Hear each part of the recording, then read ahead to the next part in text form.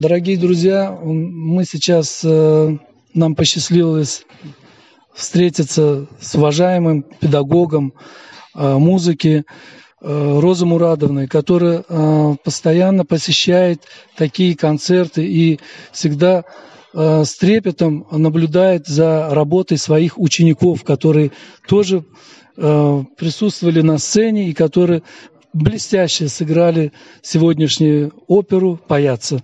Скажите, пожалуйста, свои впечатления об этом. Сегодня это было, конечно, большое, огромное событие для культурной жизни Туркменистана.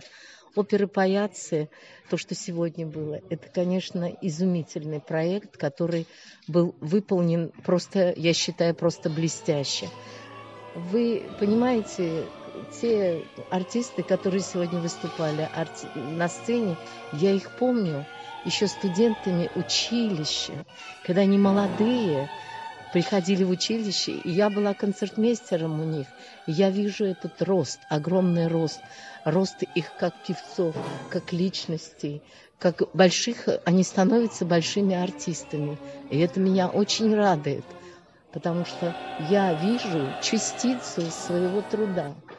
Это огромное сегодня событие, просто до слез меня сегодня тронула моя душа, потому что это было просто замечательное событие.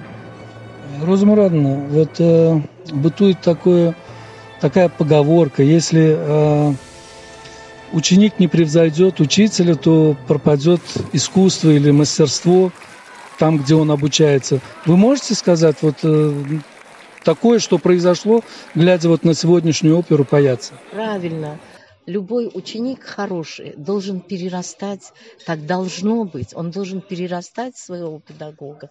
Конечно, это замечательно, это здорово, так должно быть, что ученик перерастает со своих преподавателей. Роза Мурадовна, спасибо вам большое, что нашли время для нас.